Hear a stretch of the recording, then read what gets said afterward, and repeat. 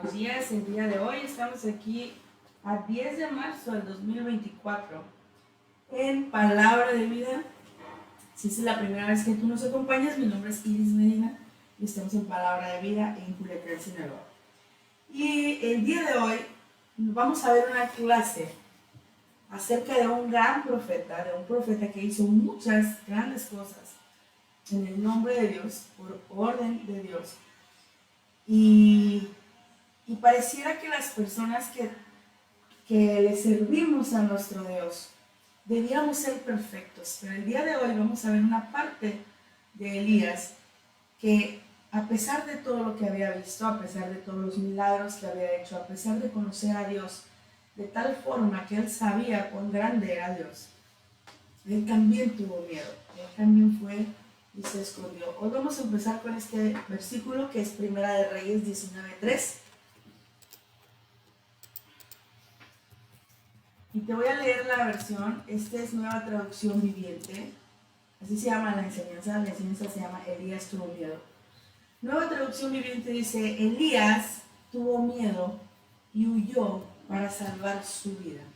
Elías fue el sucesor de Eliseo. Y entonces,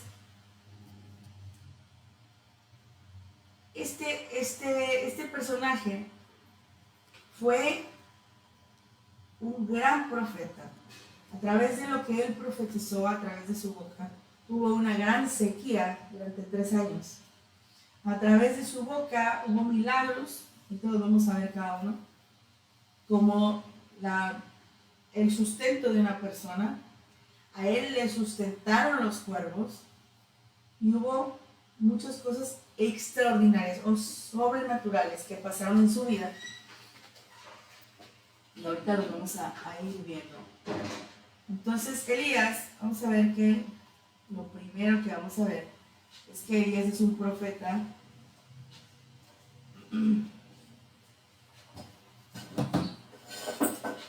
que fue llamado para anunciar el juicio sobre el rey Acab y su esposa Jezabel.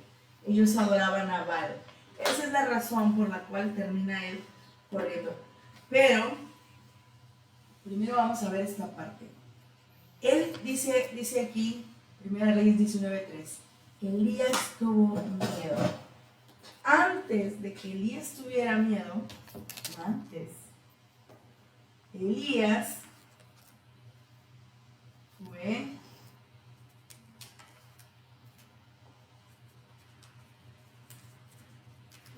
fue uno de los grandes profetas de Dios. ¿Qué significa? Que él tenía la sensibilidad de escuchar la voz de Dios y él obedecía la voz de Dios.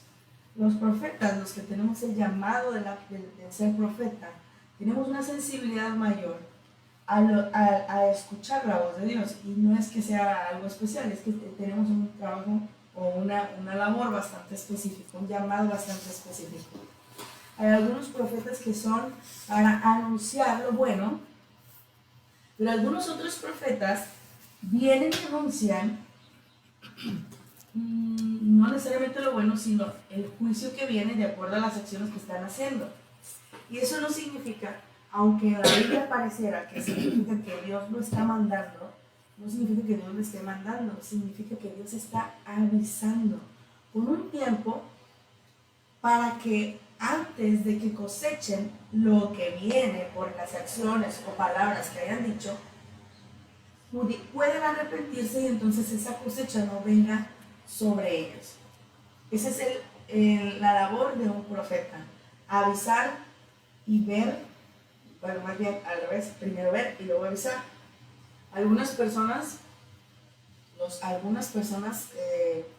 consideran a los profetas como atalayas.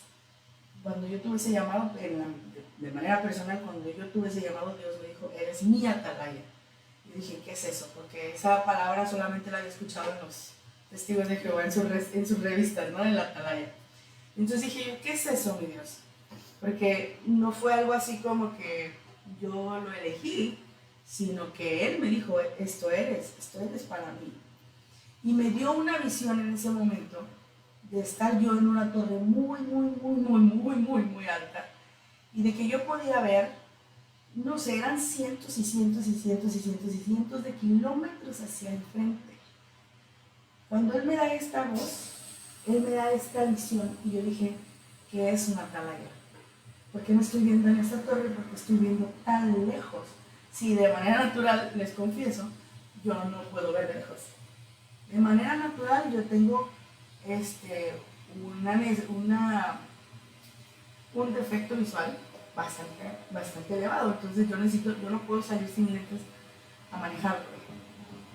Entonces, para mí fue como, a ver, ¿de qué manera estoy viendo hasta allá, no? Y en ese momento, quienes estaban como mis mentores, como mis pastores en ese momento, no tuvieron el conocimiento adecuado para decirme, este es un llamado de Dios.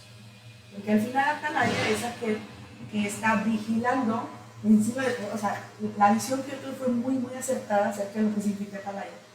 Y el atalaya es el que vigila y el que avisa. El que está en la torre y está viendo acerca de los peligros que se acercan y el que avisa, viene tal peligro, viene esto, viene aquello, ese es el atalaya. Entonces, dije yo, chino, o sea que yo estoy aquí para anunciar lo que viene. Y entonces me he dado cuenta que a lo largo del poder conocer lo que es este llamado y conocer los dones que Dios me ha dado, me he dado cuenta que he visto cosas 3 años antes, 6 años antes, 7 años antes. Y que finalmente llega un momento en que yo digo, no, esto yo creo que ya no sé yo. Y Dios me recuerda cuando suceden las cosas. Entonces, ¿te acuerdas que yo tenía una misión de esto? Es como que, ok, no. Pero entonces, y a veces se me olvidan las cosas y Dios me las recuerda cuando misión, ¿no? Entonces, Él les decía a los profetas, tiene una sensibilidad mayor para la voz de Dios. Y entonces, el trabajo o la misión del profeta es anunciar lo que Dios quiere que todos sepan. ¿Por qué no todos tienen esa sensibilidad? Debiéramos tenerla. Pero no todos estamos, o sea, no todos servimos en lo mismo. Dice la palabra, unos son ojos, otros son manos. Si todos fuéramos ojos, ¿cómo sería nuestro cuerpo? No son pies. Entonces, algunos servimos para anunciar la palabra, este tipo de palabras, otros sirven para anunciar las buenas nuevas y ser convertidos a nuestro Dios, otros sirven para cuidar al rebaño de Dios, otros sirven para... Todos tienen una labor específica. Los profetas, en aquel entonces, era el más cercano a Dios, era el sacerdote de Dios. El sacerdote tenía que ser profeta, tenía que escuchar la voz de Dios y tenía que decir al pueblo qué era lo que se quería mandar decir, qué era lo que Dios decía. Entonces, en ese momento, ha sido el profeta el llamado más antiguo que hay. Antes de que existiera el pastor, antes de que existiera el apóstol, antes de que existiera el evangelista, existió el profeta. Y existió, y eso lo vamos a ver con los llamados, y existió de esa manera. El profeta era el sacerdote, era el que tenía la conexión o la intimidad con Dios de tal forma que podía escuchar su voz y podía hablar en el nombre de Dios. Pero como todas las cosas que Dios hace, el enemigo siempre quiere imitarlo. Entonces, desde aquella antigüedad, así como hasta el tiempo actual, existen falsos profetas. Esos falsos profetas, aquí hablaban acerca de los profetas del rey Acab. Acab estaba casado con Jezabel, Jezabel era su esposa. Esa es otra historia y otra clase.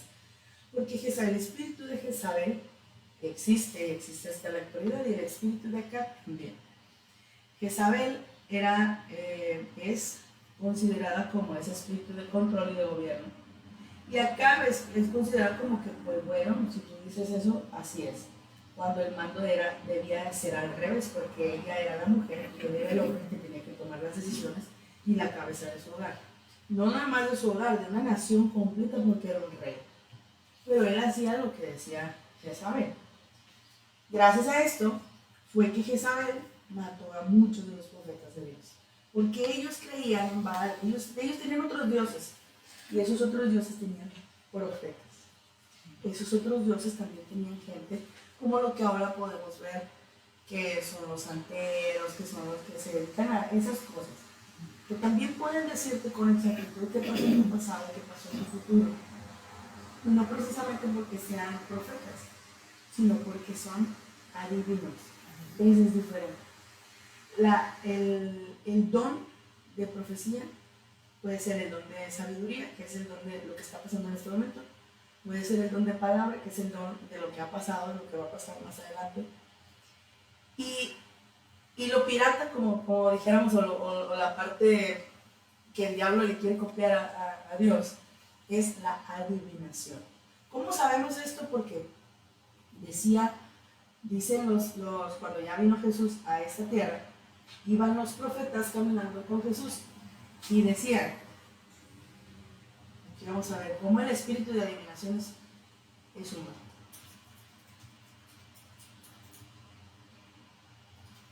Decían los profetas, ella tenía espíritu de adivinación y les daba ganar a sus amos.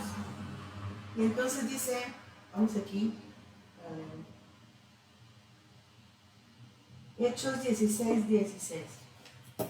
Fíjate cómo iba Jesucristo, iba con sus apóstoles, con sus seguidores, con sus creyentes, con sus amigos, con los que estaban con él. Y entonces dice, íbamos al lugar de oración y nos salió un encuentro. Esto lo está relatando Lucas. Quien escribió los hechos fue Lucas. Era un doctor en aquel entonces, era una persona estudiada, era una persona que tenía conocimiento de muchas cosas. Y él relató todas las cosas que pasaron.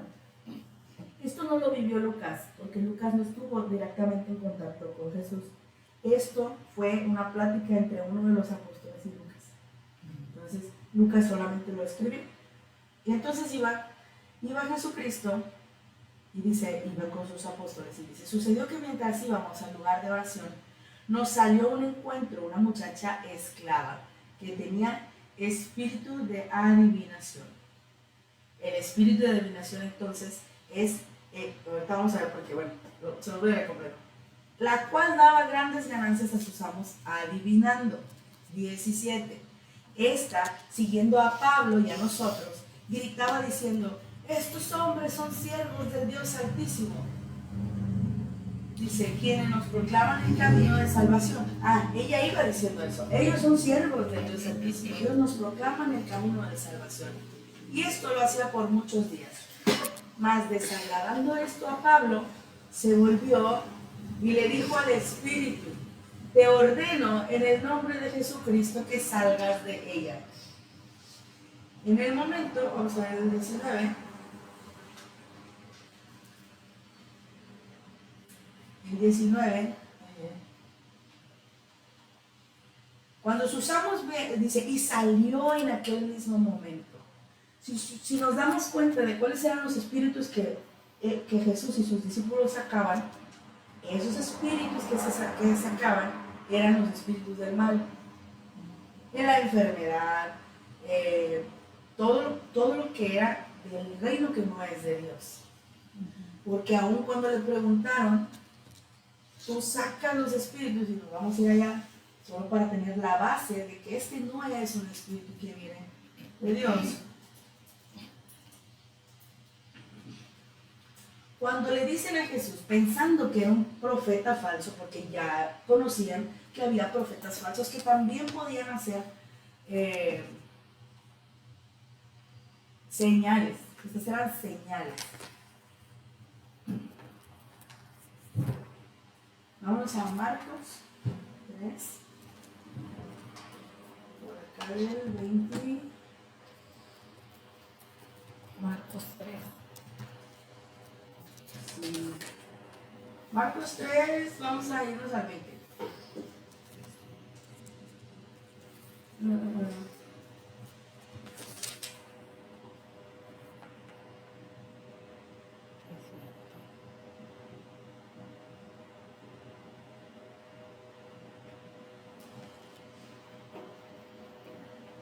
Al 22. Dice, pero los escribas que habían venido de Jerusalén, los escribas eran los que sabían más de la Biblia. Era porque habían transcrito la Biblia muchas veces. habían escrito y escrito y escrito y conocían cada parte de la Biblia. Entonces dice, venían las personas más iluminadas en esto y decían que tenía a Belcebú y que por el príncipe de los demonios echaba fuera a los demonios. Y habiéndolos llamado, les decía en parábolas. Estaban juzgando a Jesús, estaban diciendo Jesús echa los demonios fuera por Belcebú, o sea, por el diablo. Pues. Y entonces les dice, ¿cómo puede Satanás echar fuera a Satanás? Es decir, si somos de los mismos, no nos vamos a poner en la cancha equivocada, o sea, en la cancha contraria. Los que mandamos para allá son los que no vienen de Dios. Y los que estamos acá son los que venimos de Dios. Dice 24. Si un reino está dividido contra sí mismo, ese reino no puede permanecer. Si una casa, el 25, está dividida contra sí mismo, tal casa no puede permanecer. 26. Y si Satanás se levanta contra sí mismo y se divide, no puedes permanecer, sino que ha llegado a su fin. Ninguno puede entrar, bueno, este es otro tip que está dando.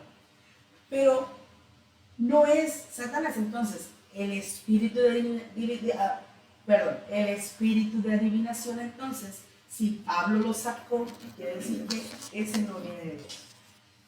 Y pudieran decir, ay, entonces los profetas, ¿cómo es que ven? Ah, bueno, porque esos son dones. Esos son los regalos de Dios y esa es la sensibilidad que tenemos para escuchar su voz. Amén. Eso es diferente. Entonces, nos regresamos un poco. 8:16. 8:16. Ah, no, ese era el espíritu de adivinación. Vamos para ver esta parte. Bueno, entonces Elías, vamos a regresar a Elías. Elías empieza a tener sensibilidad para escuchar la voz de Dios y para hacer todo aquello que Dios le pide que haga. Te voy a mencionar una de las cosas que Elías hizo. Por boca de Elías, durante 3 años, no cayó una sola gota de lluvia en la tierra. Por boca de Elías. Dice, vamos a Primera de Reyes 17.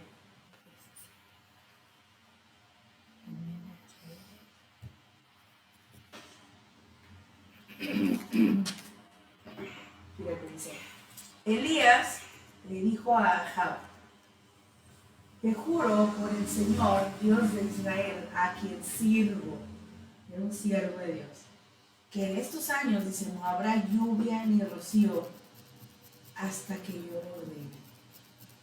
Y pareciera como que, caray, pues si quieres tú, ¿verdad? Pero justamente él lo iba a ordenar cuando Dios se lo dijera, ¿no? O sea, no es como que ahora por mis pistolas yo voy a hacer que no llueva y yo voy a hacer que llueva. Estas son, el profeta es el transmisor nada más. Ajá, el que transmite el mensaje. Y luego dice, el Señor mandó a Elías este mensaje. Vete de aquí en dirección al oriente, escóndete en el arroyo de Querib. Ahí vas a poder beber agua del arroyo. Y además se ha ordenado que los cuervos te lleven comida. 5. Elías se marchó e hizo como le había dicho el Señor. Yo quiero comentarte que muchas veces, y yo sé que todos escuchamos la voz de Dios, muchas veces no le hacemos caso a Dios. Muchas, porque Él nos está hablando todo el tiempo. Cierra la puerta, vete por esta calle, vete por allá, no ves el teléfono, o sea, Él nos está hablando todo el tiempo. Toma mucha fe. A lo mejor cerrar una puerta no toma tanta fe. Pues se cierra la puerta y a lo mejor en este momento entra un hojarascal con bien, no lo sé. Y si yo cierro la puerta, entonces no se mete. Siempre que Dios nos avisa de algo o nos dice, oye, haz esto, es para tratar de evitarnos algo malo. Pero no siempre le hacemos caso. y finalmente enfrentamos a aquella cosa que a lo mejor no es tan mala, pero Dios no quiere que nada malo nos pase, ni una sola gotita de algo malo. Entonces, toma fe hacerle caso a Dios. Toma fe poder decir, imagínense si Elías se hubiera puesto a pensar aquí en la actualidad lo que el diablo nos ha enseñado, porque han sido enseñanzas del diablo, es que le metamos cabeza. A ver, analiza esto, a ver, es que no tiene lógica. Si Elías se hubiera puesto a pensar, a ver Dios, ¿cómo que me voy a una cueva? El agua te la creo, porque hay arroyos, pero ¿cómo que el cuervo me va a traer carne? O sea, ¿cómo? ¿Cuánta carne puede transportar el cuerpo en su pico? Y luego no se va a comer la carne del cuervo. Y luego va a ser carne de un animal muerto. Va a ser carne con gusano. ¿Sí me explico? Si él hubiera metido un poquito de coco, hubiera dicho, no, mejor me quedo aquí donde hacen pan. Porque aquí hacen pan, pues aquí tengo agua. Pues.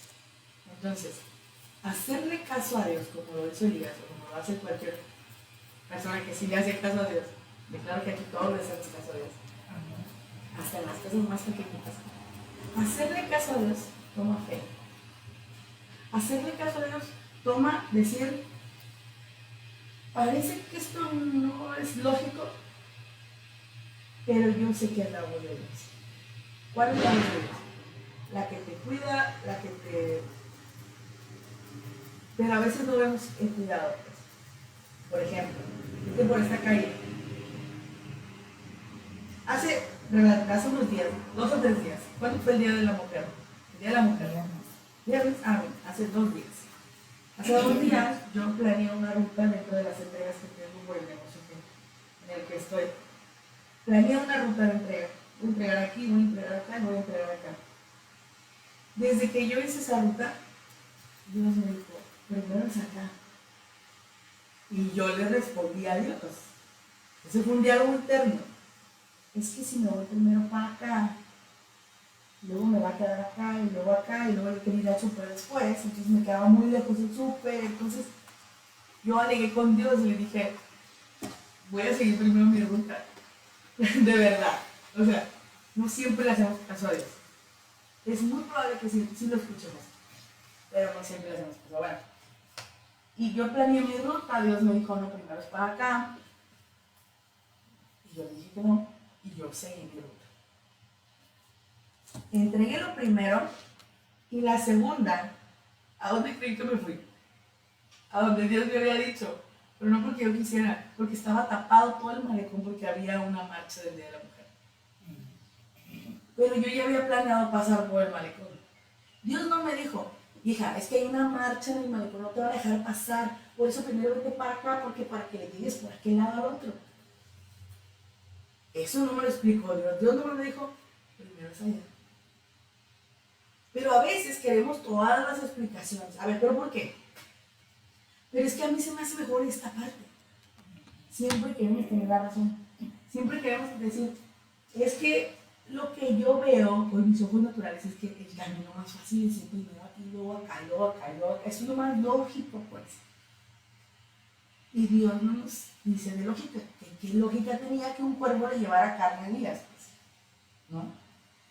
Bueno, terminé yéndome por la ruta que Dios me dijo. ¿Obligada? Sí. ¿Me hubiera podido quedar yo con mi ruta? Sí. Me hubiera tomado 2 horas más atravesar el malecón. Vi el carrerillo y dije yo, chin. Y en ese momento recordé la voz de Dios. Primero es acá.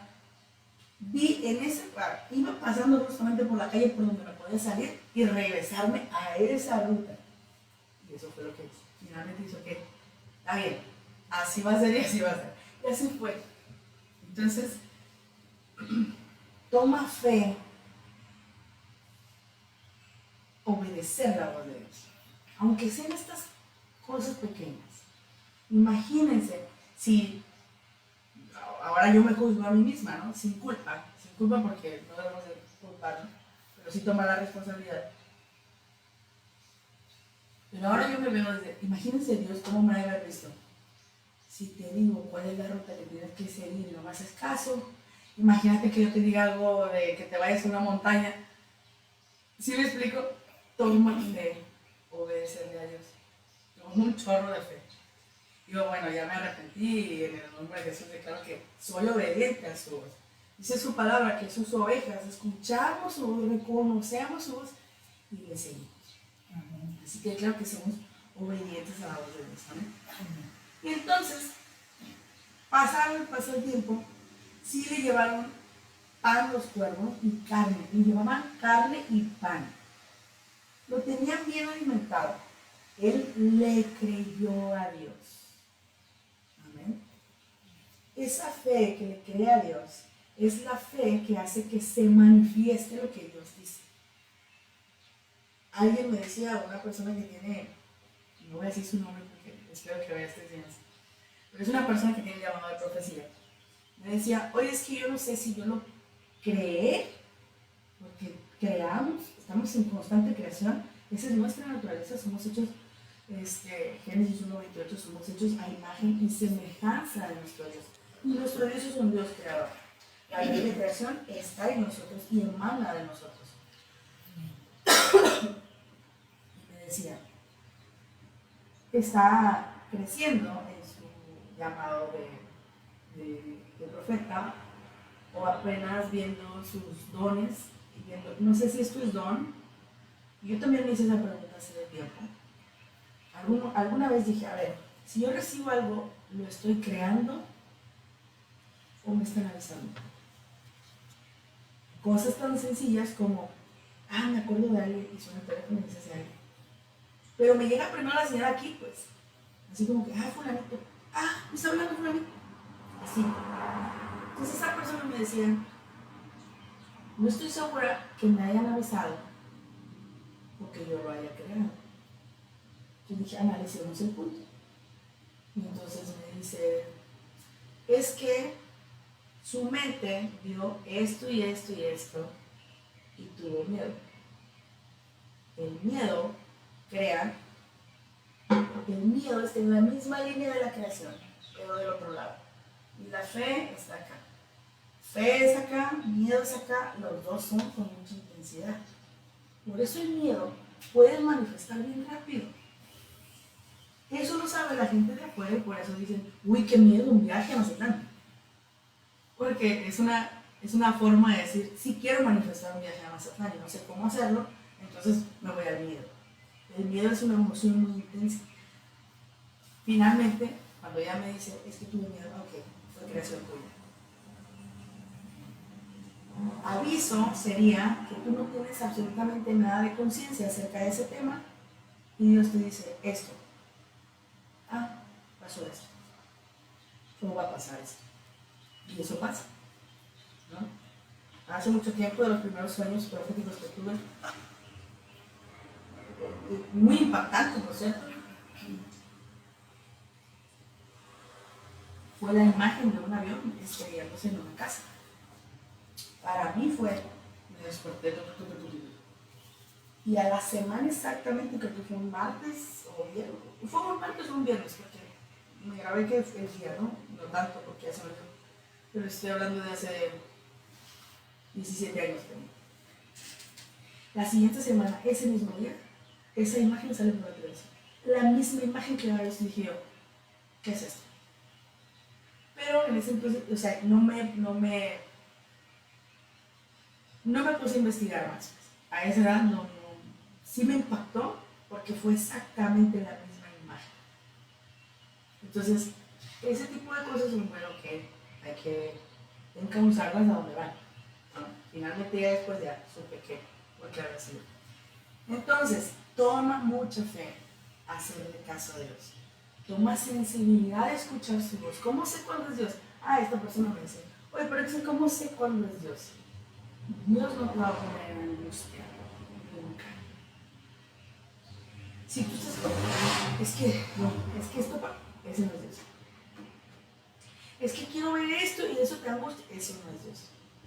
Incluso dice la palabra que hay una tristeza que viene de Dios y una tristeza que no viene de Dios. Entonces todas las emociones pueden venir de Dios y pueden venir del enemigo.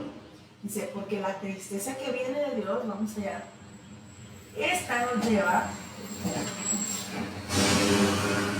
a la segunda de Corintios 7:10. La tristeza que viene de Dios produce arrepentimiento que lleva a la salvación, es decir, algo bueno. Te pueden salir lágrimas, puedes llorar, puedes decir, voy a arrepentirme, como yo ese día te dije, híjole Dios, sí, cierto. O sea, tú viste esto y yo no lo vi, ¿no? Yo cerré mis ojos espirituales, no te quise hacer caso y me fui por donde me dio la gana. Pero me arrepiento. Esta tristeza produce arrepentimiento. Claro, yo en ese momento no lloré, ¿verdad? Porque fue una situación que no era para llorar. Pero sí hay otra situación. Es que me puse en un peligro y me expuse a ese peligro. Y llegué al peligro. Entonces a lo mejor sí hay tristeza para llorar y decir, híjole, ¿por qué no te hice caso, Dios? ¿Verdad? Pero ese por qué no te hice caso produce arrepentimiento y lleva a la salvación, de la cual no hay que arrepentirse. O sea, de la salvación no nos arrepentimos. Pero la tristeza del mundo, dicen, produce la muerte. Entonces esa depresión, de la cual hasta hay un día ya, una semana completa de salud mental, eso no viene de Dios. Todo lo que es enfermedad mental, o sea, lo que es salud, lo contrario es enfermedad, todo lo que es enfermedad mental, no viene de Dios. La tristeza que produce muerte no viene de Dios. La ansiedad tampoco viene de Dios, porque la ansiedad es preocupación. Y la palabra dice, ¿qué dice la palabra? Por nada, en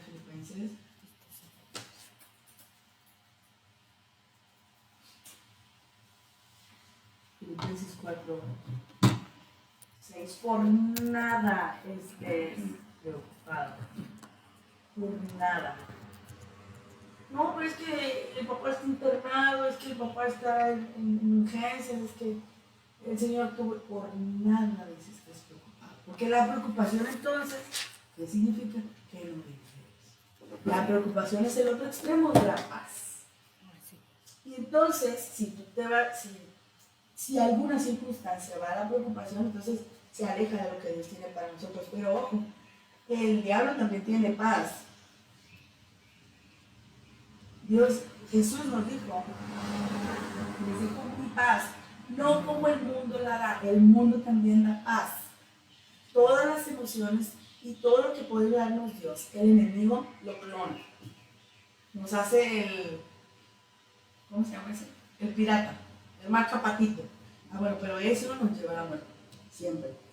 La paz que nos pudiera dar el mundo no es paz. Al final lleva a la preocupación. Pero la paz que nos da Dios, dice, sobrepasa todo entendimiento. ¿Qué significa? Es como esta parte.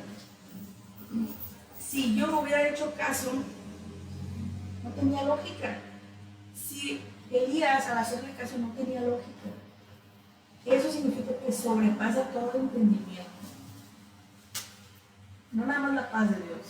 Las cosas de Dios sobrepasan todo entendimiento. Cuando Él nos dice, es que sí te voy a proveer. No sé si alguna vez has tenido, a mí me ha pasado, si alguna vez has tenido ese ímpetu de, sí, pide esto que tú estás necesitando. Y tu cabeza dice, pero es que no va a alcanzar la quincena. Pero Dios te dice, pídelo. Eso sobrepasa todo entendimiento. Quizá no sea todo el tiempo, ¿verdad? Porque entonces estaríamos con las tarjetas sobregiradas.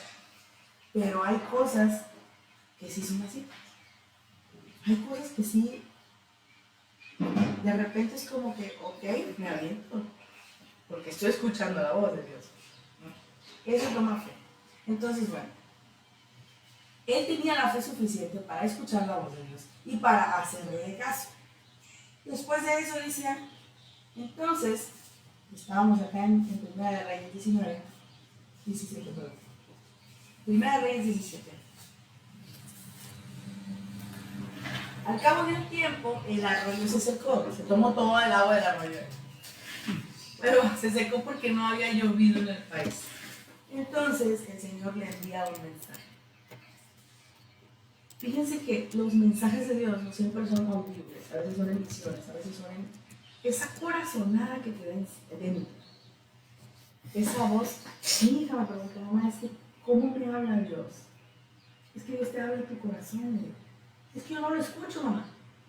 Sí lo escuchas, mi amor, tú sí. Y más, los niños tienen una capacidad y una sensibilidad para escuchar eso.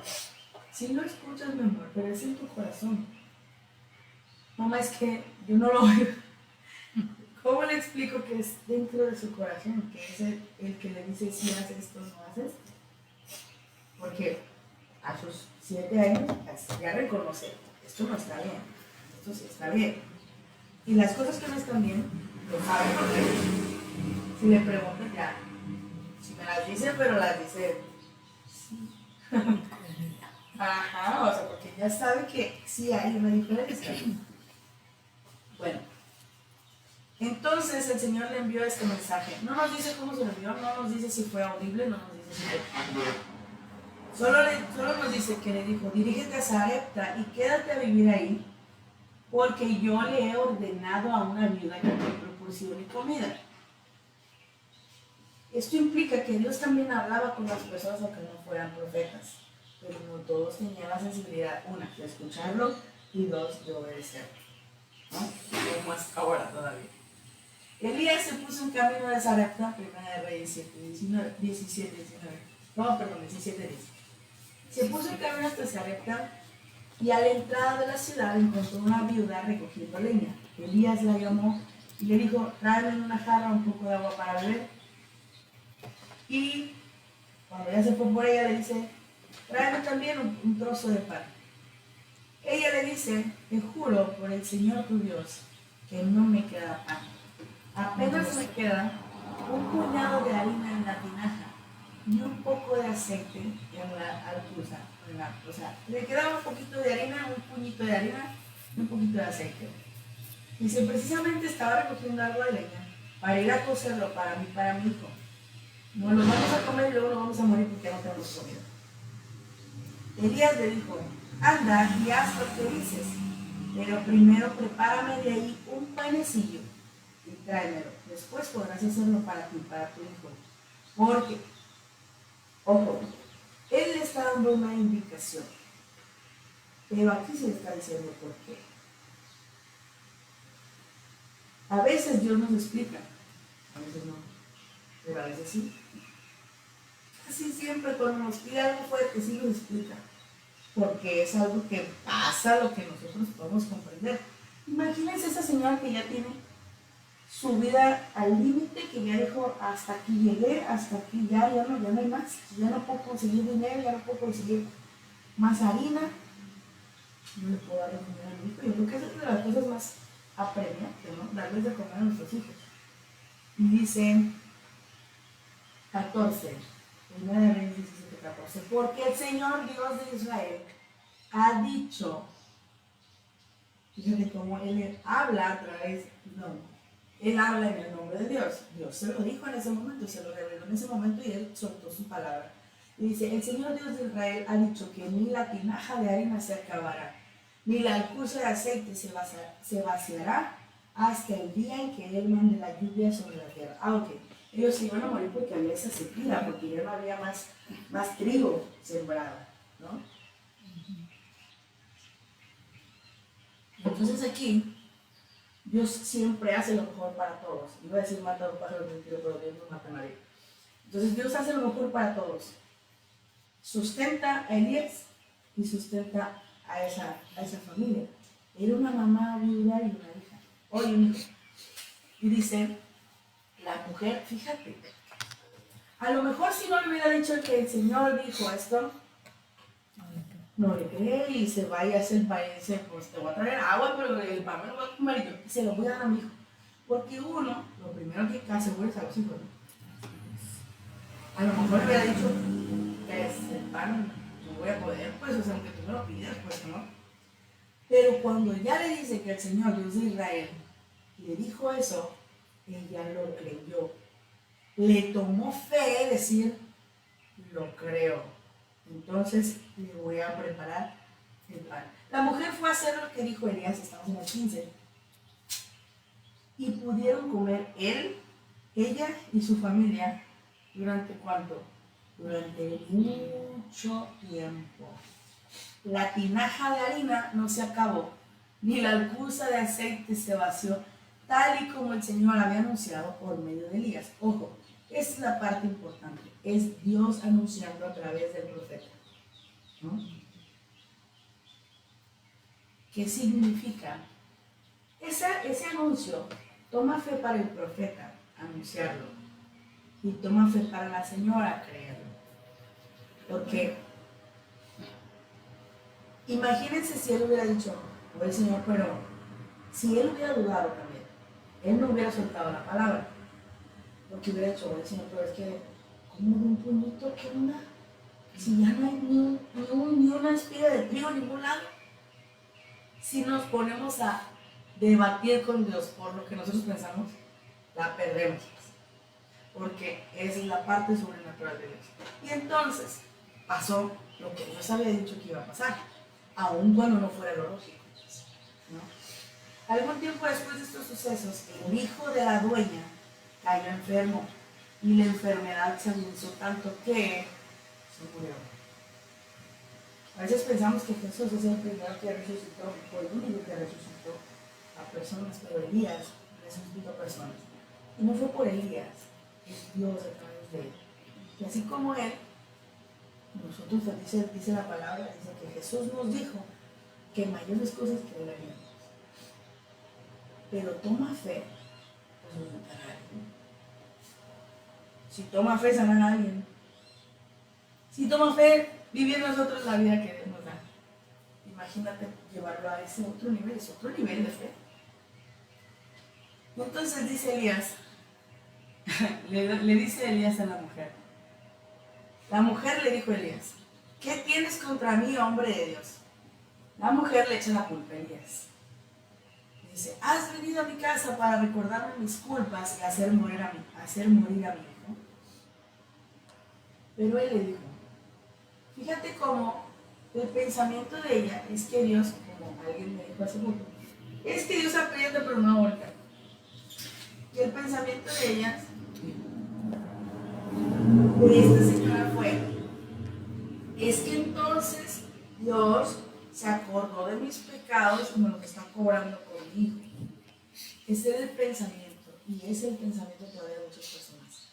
No es Dios quien cobra los pecados, es la cosecha de lo que se ha hecho. ¿Y cómo sabemos eso? Porque Dios lo que hizo fue todo lo contrario. A Dios no le interesa matar a nadie, a Dios le interesa que vivamos, dice. Él le dijo, entonces ahora sí, ya después de que le echó la culpa y todo, que eso es lo que buscan las personas cuando tienen dolor, echar la culpa a otras. Elías le dice, dame a tu hijo. Y lo tomó en su regazo y lo subió a la habitación donde se alojaba. Lo acostó en su cama y luego clamó al Señor. El 20 dice, Señor Dios mío, ¿es que vas a hacer sufrir también a esta viuda que me ha hospedado, haciendo morir a su hijo? Elías pensaba que también era Dios haciéndolo morir. Pero luego dice, luego se tendió 3 veces sobre el niño y volvió a clamar al Señor. Y entonces, estos actos de ponerse encima del niño fueron actos guiados por Dios. Totalmente guiados por Dios. Porque si no, él hubiera utilizado cualquier otra método, gracias. Y entonces, vuelve a clamar al Señor y dice, esto sí es correcto, esta oración sí es correcta, porque dice, Señor Dios mío, devuelve el aliento a este niño. En la primera, hubiera sido como que, oye Dios, no permitamos que el enemigo se lleve a este niño. En lugar de decirle, oye, vas a hacer morir al niño, no, porque no era Dios haciéndolo morir, porque Dios es quien le devuelve la vida. Pero entonces aquí sí le dice, devuelve el aliento a este niño. Y el Señor escuchó a Elías y el niño recuperó el aliento y revivió. Entonces Elías tomó al niño, lo bajó a su habitación y se lo entregó a su madre diciéndole, mira, tu hijo está vivo. La mujer le dice a Elías, ahora reconozco que tú eres un hombre de Dios y que Dios habla de verdad por medio de ti. Ya lo había reconocido antes, la señora ya había vivido durante toda su vida un milagro, pero a veces esperamos más, esperamos más, esperamos más. Y cuando no se da, generalmente hacemos lo que hace esta señora. Ella en ese momento que se murió el hijo, no vio todas las cosas que ya había hecho buenas por él, vio lo malo que estaba pasando, le estaba echando la culpa. Así somos, es parte de la naturaleza humana y carnal que tenemos. Si nos acostumbramos a algo que nos den, después pensamos que es obligación. Y después, ¿cómo que no me vas a dar? ¿Cómo que esto? No, pues es que mira, ya ves, no, eres malo. Pero todo lo bueno que ya te dio. Entonces, bueno, esto nos deja una lección acerca de agradecer lo bueno. Y de cómo Dios finalmente es el que hace vivir y el que hace multiplicar. Amén. Me dices, ¿cuánto va? 46. 46. Bien. Entonces, después de estos milagros que él había hecho, voy a alcanzar a hacerlo. Vamos a ver.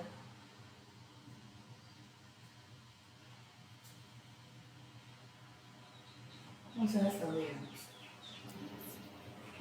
Después de todos estos milagros que Elías había hecho, va y les anuncia, porque Dios se lo pide obviamente. Déjenme encontrar. Va y les anuncia al rey Acab que se le acabó el corrido.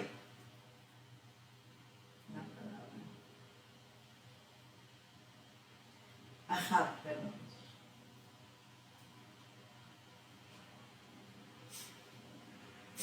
Vámonos a Primera de Reyes 18. Dice, mucho tiempo después, es decir, Dios te está diciendo que cronológicamente Elías ya había pasado por creerle, por hacerle caso, por ver los milagros, por incluso por regresarle la vida a él.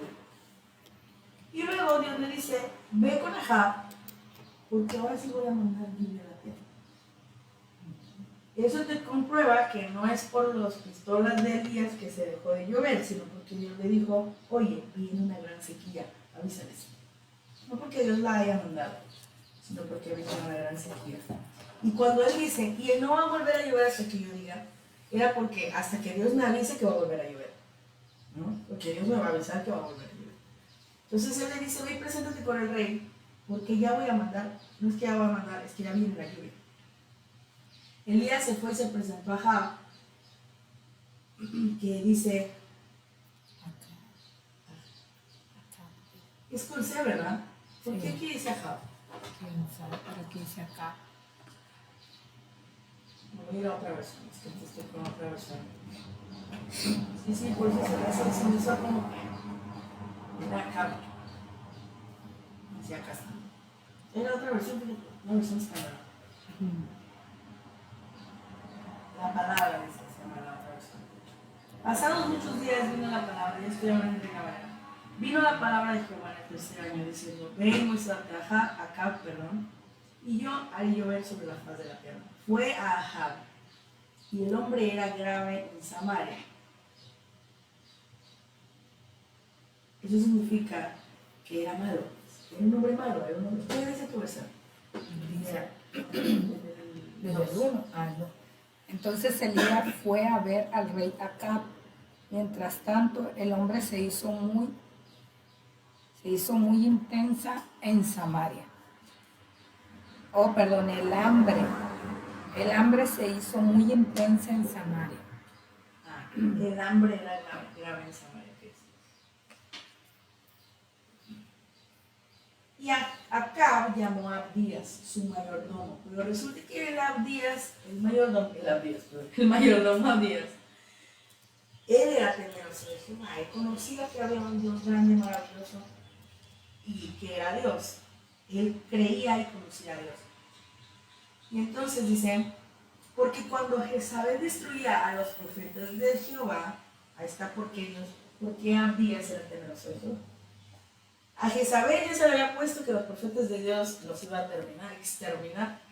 Y entonces este Abdías se llevó a unos cuantos, dice a 100 profetas, y los escondió de 50 en 50 en cuevas, y los sustentó con pan y agua.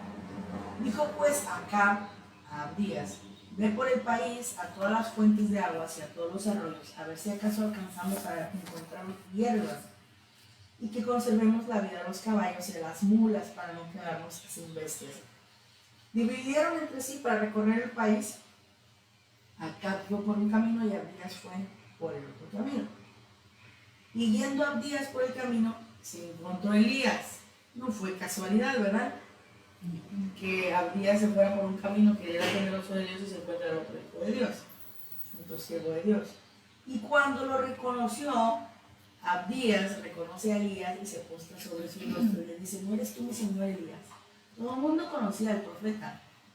Todo el mundo sabía que Dios hablaba a través de él. Y él respondió, yo soy. Ve y dile a tu amo que aquí está Elías. Pero él le dijo, ¿en qué he pecado para que entregues a tu siervo a mano de Acabe y que me mate? Dice, vive Jehová tu Dios, que no ha habido nación ni reino donde mi Señor no ha enviado a buscarte. Dios ya lo había mandado a buscar. Oh, perdón, este rey Acab ya lo había mandado a buscar porque lo quería matar. Porque sabía que dentro de todos los profetas que había, Elías era un profeta grande. Y dice, y todos han respondido, no está aquí. A los reinos en las naciones les ha hecho jurar que no te vaya. Y ahora tú me dices que yo le vaya y le diga que aquí está, le dice. Acontecerá que luego que yo me haya ido, el Espíritu de Jehová te llevará donde yo no sepa, y al venir yo y dar las buenas nuevas a Acab, al no hallarte él, me matará a mí. Y tu siervo le dice, o sea, Acab le está diciendo, mira, si yo le digo que aquí estás, y cuando él venga a buscarte no estás, al que va a matar va a ser a mí. O sea, le está diciendo, oye, me están mandando a matar. Y tu siervo le teme a Jehová desde su juventud. No ha sido dicho a mi Señor lo que dice cuando Jezabel mataba a los profetas de Jehová, que escondía 100 varones de los profetas de Jehová, de 50 en 50 en cuevas, y los mantuve con pan y agua. Y ahora dices tú, ve y di a tu amo aquí este Elías para que él me mate. Y Elías le dice, vive Jehová de los ejércitos, en cuya presencia estoy, que hoy le mostraré a él. Entonces Abdías fue y buscó a Acab y le dio aviso, y Acab vino a encontrarse con Elías. Es decir, Elías le dijo, no te preocupes, no te va a matar porque sí me va a encontrar. Yo sí me voy a poner frente a él. Por eso no te va a matar. Cuando Acab vino a Elías, le dijo, ¿eres tú el que turbas a Israel? Y él respondió, yo no he turbado a Israel, sino tú en la casa de tu padre, dejando los mandamientos de Jehová y siguiendo a los Baales. Esta es la razón por la que no había llovido durante 3 años. Envía pues ahora y congrégame a todo Israel en el monte Carmelo, y los 450 profetas de Baal, y los 450 profetas de Acera, que comen en la mesa de Jezabel. Por eso les decía que no eran nada más profetas de Baal, sino de otros dioses con D minúscula. Porque ellos tenían a Baal, a Acera y a otras gentes y entes que ellos adoraban. Y entonces ellos también tenían profetas, que ya lo vimos, eran esos adivinadores y esos profetas marcapatín. Entonces, a ver, vamos a empezar a cerrar el curso. ¿Qué es lo que pasa? Dicen. No, ya aquí es que no va a poder cerrar. Aquí nos vamos a quedar en la historia. Si ustedes quieren leer la historia de Elías, Elías fue uno de los más grandes profetas. Y Elías le pasa su manto a Eliseo. Hace rato me di cuenta que Dios me dijo que no era la palabra, que él había sido discípulo de Eliseo, no es al revés. Eliseo fue discípulo de Elías. Elías, dice la historia, que no murió. Elías fue arrebatado. Elías se pudo ir con Dios. Él pasó la barrera de la muerte. Y lo más interesante de este Elías fue de los grandes profetas. Incluso a Jesús le dijeron, ¿eres tú Elías? Le llamaron a Jesús, el Hijo de Dios, le llamaron Elías, porque Elías fue un grande cuando pisó esta tierra. Gracias, Padre. Pero aún con esa grandeza y aún con ese conocimiento de Dios, la clase se llama Elías. Y no la vamos a ver el día de hoy porque es una gran historia. Si quieren leer la historia, está en Primera de Reyes 16, 18, 19. Ahí lo buscan. Hizo muchas cosas Elías. Caminó con Dios Elías. Se fue con Dios Elías. No encontraron absolutamente ninguno de sus huesos ni nada. Él simplemente pasó su mano. Y tan es así que ese manto tenía todavía la esencia de Elías. Y con ese manto se hicieron cosas. Luego lo podemos ver ya en la historia de Eliseo. Pero Elías fue un grande. Amén. Y hoy vamos a declarar, vamos a ponernos de pie. Y Señor, te damos gracias por lo que nos estás enseñando a través de la vida de Elías. Gracias por siervos tan grandes como Elías en esta tierra, Señor. En el nombre de Jesús, yo declaro que tus siervos aquí en este momento, los que hemos decidido servirte, Señor, tenemos una fe tan grande como Elías, Padre. Y que tenemos esa fe tan grande para hacerte caso en todas las cosas que tú nos dices. Y tu palabra que si somos fieles en lo poco, en lo mucho nos pondrás. Así que queremos serte fiel en obedecerte en esas pequeñas cosas para que nos puedas mandar a hacer cosas mayores sin tener un solo cuestionamiento para ti, sino entender que nuestro entendimiento es más pequeño que lo que tú nos estás pidiendo. Dios, te damos muchas gracias por enseñarnos acerca de este gran hombre, de este gran ser que estuvo aquí, que te escuchó, que fue tu amigo, que fue tu siervo, sobre todo tu siervo, Señor, que tenía temor y amor por ti, mi Señor. En el nombre de Jesús te damos muchas gracias. Y todo aquello que le fue otorgado a Elías, Señor, en este momento te pedimos que esa fe nos llegue a nosotros, Señor. Que así como Él caminó en fe totalmente, para lo que tú le decías, así podamos caminar cada uno de nosotros, Señor. En el nombre de Jesús declaramos que tu presencia nos guía a toda verdad y a toda justicia, y nuestra voluntad se alinea a la tuya en el nombre precioso de nuestro Señor Jesucristo. La gloria eternamente es para ti, Señor Jesús. Amén. Amén. Pues vamos a dejar la clase aquí. Todavía no vemos cuándo tuvo miedo Frías, pero lo vamos a ver en la próxima.